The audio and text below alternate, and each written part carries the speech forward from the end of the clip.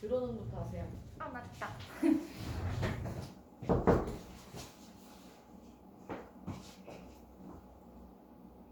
안녕하십니까? 관리번호 2번입니다.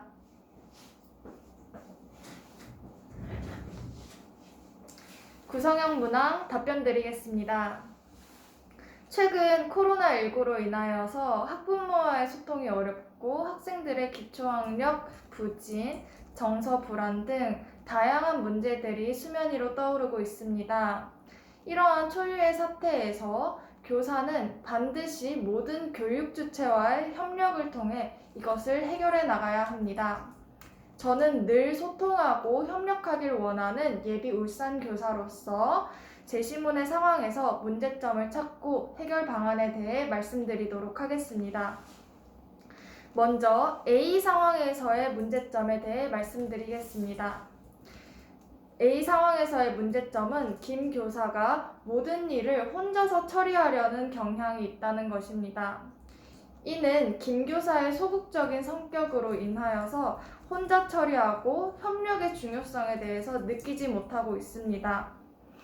따라서 모르는 것이 있어도 묻지 않고 단독으로 처리하며 전혀 협력의 자세를 보이지 않고 있다는 것이 문제점입니다. B 상황에서의 문제점에 대해 말씀드리겠습니다. 교사가 학부모와의 소통이 잘 이루어지지 않고 있다는 것입니다.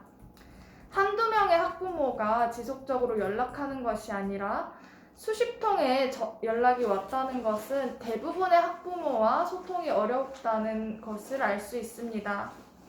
또한 이로 인해 교사의 자기 효능감까지 낮아지고 있기 때문에 이는 문제라고 볼 수 있습니다. 세 번째로 C 상황에서의 문제점에 대해 말씀드리겠습니다. 학생이 교사의 수업에 대해서 왜 이런 것을 배워요? 축구나 해요? 라면서 수업에 참여하지 않고 교사에게 예의가 바르지 않는 행동을 보이고 있습니다. 이러한 세 가지 문제 상황에 대한 해결 방안을 말씀드리겠습니다. 먼저 A 상황에 대한 해결 방안으로는 교사가 협력의 중요성을 깨달아야 한다는 것입니다. 또한 2015 교육과정에서 강조하고 있는 공동체 역량과 의사소통 역량을 기르는 것입니다. 구체적인 해결 방안 말씀드리겠습니다. 첫째로는 전문적 학습 공동체를 활용하는 것입니다. 다양한 교사와 얘기 나눌 때 혼자서는 생각하지 못하였던 폭넓은 교수 방법, 문제 해결 방안 등 다양한 생각의 중요성을 느끼고 협력의 필요성을 느낄 수 있습니다. B 상황에 대한 해결 방안 말씀드리겠습니다. 교사 학부모의 소통망을 강화하는 것입니다. 이에 대한 구체적인 해결 방안 말씀드리겠습니다. 첫째, 온라인 가정통신문을 활성화하는 것입니다. 현재 제시문의 상황을 예로 든다면 현장체험 학습의 장소, 시간, 준비물들을 상세하게 안내하여 모든 학부모님들이 구체적인 정보를 얻을 수 있도록 하는 것입니다. 두 번째로는 학부모님과의 신뢰를 쌓는 일입니다. 이는 교육 주체의 협조를 이끌어낼 수 있는 중요한 사안입니다. 이에 대한 구체적인 방안으로는 클래스팅을 이용해서 학부모님께 오늘 수업 상황을 공유해 드리고 아이들이 학교에서 어떤 공부를 하고 있는지 보실 수 있도록 하여서 학교에 대한 신뢰를 쌓을 수 있습니다. 또한 학부모님과의 주기적인 상담을 잡아서 정보를 제공해 드리고 협조를 요청 드릴 수 있습니다. 이러한 관계 속에서 신뢰를 쌓을 수 있습니다.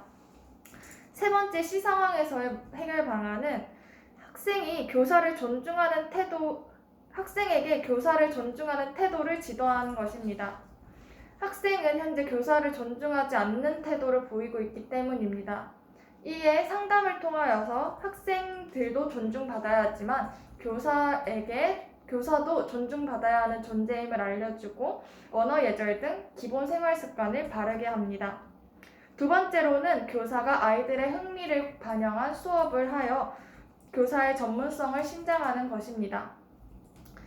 교육이란 결국 아이들에 대한 관심과 사랑에서 시작합니다. 혼자 가면 빨리 갈 수 있지만 함께 가면 멀리 갈 수 있다는 말은 교사에게 꼭 필요한 말입니다. 이에 모든 교육 주체와 협력하고 소통하여 단 한 명의 아이도 포기하지 않는 울산 교육을 위해 힘쓰는 울산 교사가 되고 싶습니다. 이상입니다.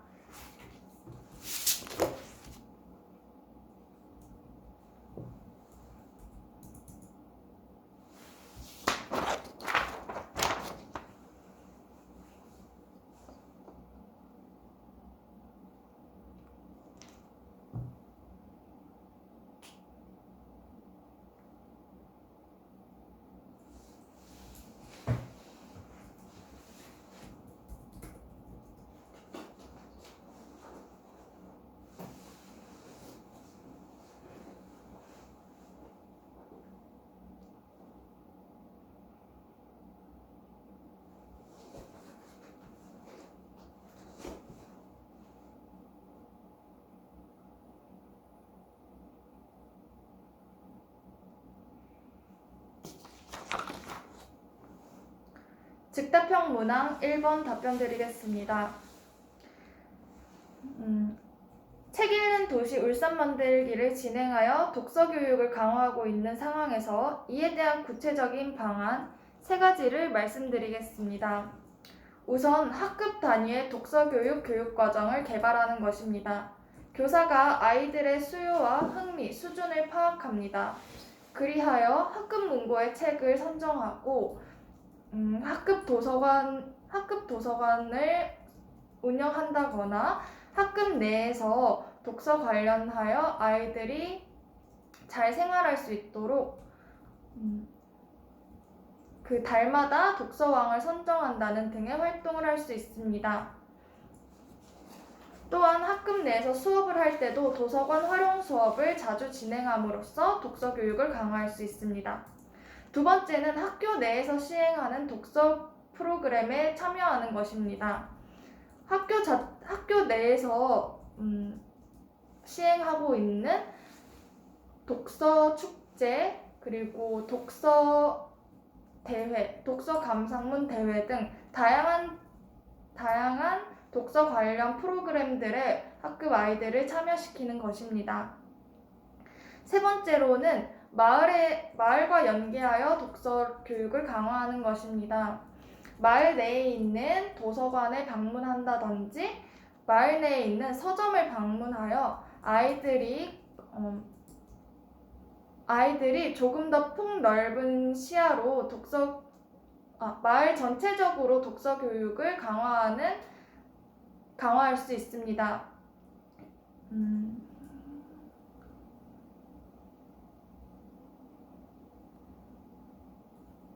마을과 연계하여서 아이들이 마을 자체에서 열리는 독서 프로그램에도 참여할 수 있습니다. 지역 독서 대회나 지역 아동 독서 프로그램 등을 활용할 수도 있다고 생각합니다. 이상입니다.